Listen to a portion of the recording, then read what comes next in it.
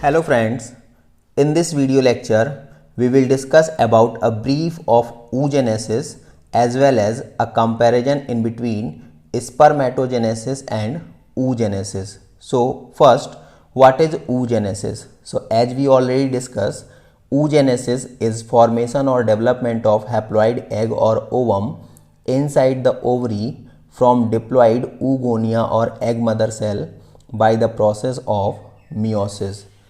Oogenesis started in female very early when the particular female is in its own fetal life or embryonic life. Same like spermatogenesis, there are also three phases for oogenesis: multiplication phase, growth phase and maturation phase. In case of male, during spermatogenesis, we discuss their multiplication phase started after puberty, but here multiplication phase of female started in their fetal life. So this is here oogonia or egg mother cell that is diploid in nature. After a number of mitotic division, there will be huge number of oogonia cells, and later on by developmental activities they are getting converted into primary oocyte. So here these are primary oocyte. This primary oocyte started their meiotic division, but very quick this is getting arrested in diplotin of prophase 1. So this point is very important, where primary oocyte is getting arrested after the start of meiosis first. So this is diplotin of prophase 1.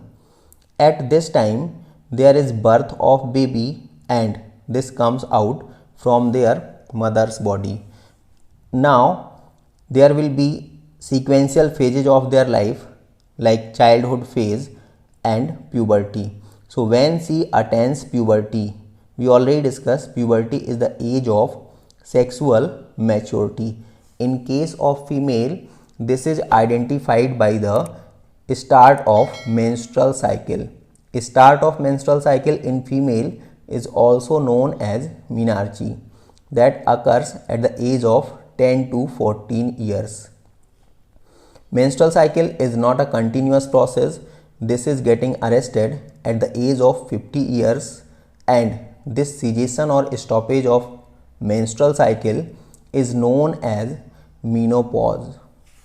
So here again, after birth there is childhood phase, puberty phase. Till that, this primary oocyte is still arrested in diplotin phase. At the time of puberty, when there is first menstrual cycle, then there is again a start of meiosis first, and this is getting completed before ovulation. What is ovulation?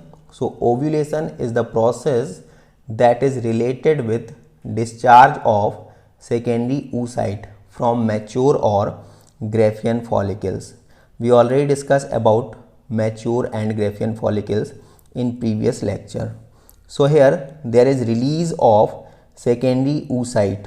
Actually there are two secondary oocyte, but out of these two, this enlarged one is the only functional secondary oocyte, while the next one is non-functional. This non-functional is known as polar body.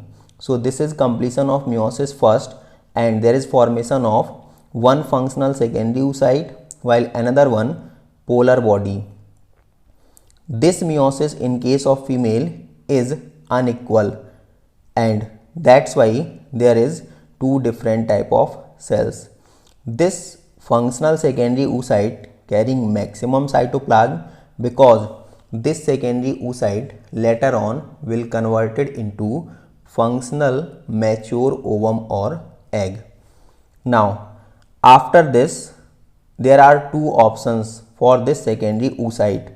If this one is getting fused with sperm, that is completed inside the ampullary stomach region of fallopian tube or uterine duct. This secondary oocyte started their meiosis too, but again very soon this is getting arrested at metaphase 2. Now there are two options for this secondary oocyte. First option, when this fuses with male gamete or sperm, this fusion occurs inside the fallopian tube at the junction of ampulla and isthmus, that is ampullary isthmic junction. This is the site of fertilization.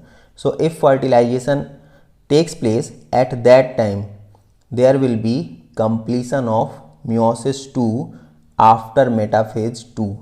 Otherwise, if there is no fusion of male gamete with this, then this secondary oocyte is getting released out along with menstrual discharge from vagina of female. So at the time of fertilization, this again going to divide unequally by meiosis II, and here this one is enlarged egg or ovum, while there is formation of second polar body. In few very rare cases, this first polar body may also be participated by meiosis II, and further there is formation of two more polar bodies.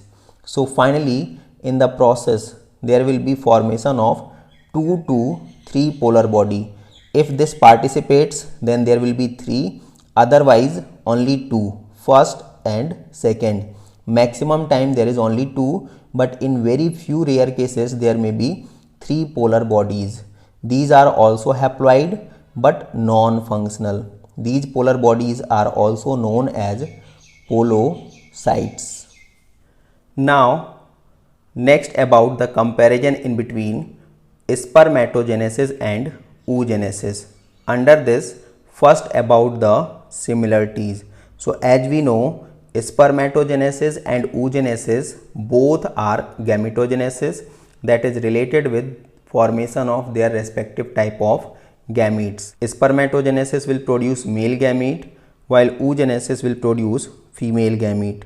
Both are carrying multiplication, growth and maturation phase, and in both mitosis will cause increment in their respective egg or sperm mother cell, and finally by meiosis there will be production of haploid gamete. So these are few common things in between spermato and oogenesis. Now about the differences. So here this one is spermatogenesis while this is oogenesis. In case of male, spermatogenesis occurs in their primary sex organ, that is testis, while in female oogenesis occurs in their respective primary sex organ, that is ovary. Spermatogenesis is a continuous process. This starts after puberty and continue till death of that particular male, while oogenesis, this starts very earlier in fetal life but ceases at the age of 50. But before that there are two interruptions. First here at the time of birth, and second at the time of puberty.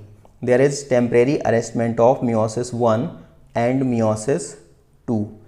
Next, in case of spermatogenesis, most of the primary spermatocytes are getting converted into spermatids or sperm or spermatozoa, while in case of oogenesis, very few primary oocyte is getting converted into ovum.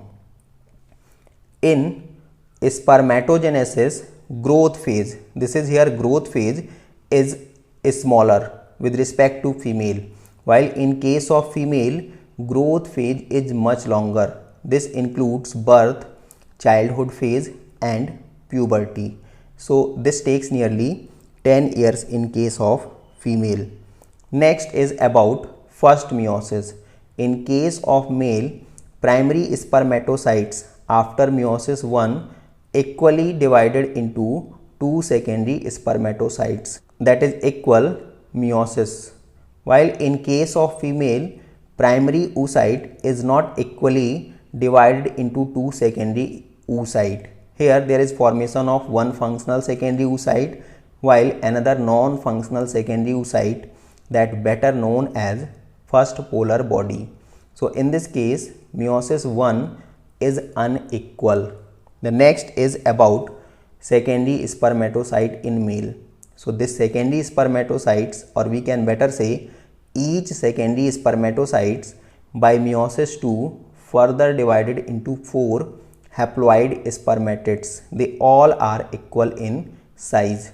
While in case of female, most of the time meiosis 2 followed only by secondary oocyte, while first polar body very rarely may participates. Otherwise, most of the time this is not participated in meiosis 2, and secondary oocyte that will participate here will also not producing the same size of individuals, the same size of gametes. Out of the two, one that is larger in size is functional and known as ovum, while the second that is very small, cytoplasmic deficient, is known as second polar body. Here in case of spermatogenesis, these spermatids further differentiated and converted into motile flagellated sperms, while in case of oogenesis, there is no further differentiation of this ovum. In spermatogenesis, finally we can see from a single primary spermatocyte there is production of 4 haploid motile gametes, while in case of oogenesis, from primary oocyte there is formation of a single enlarged non-motile female gamete or ovum. Finally, if we discuss about the respective size of sperm and ovum, so here there is formation of 4 fertile motile sperm. That's why they all 4 are smaller and same in size. While in case of female, after oogenesis, there is formation of a single ovum that carries most of the cytoplasm. That's why this is highly enlarged in size with respect to male gamete.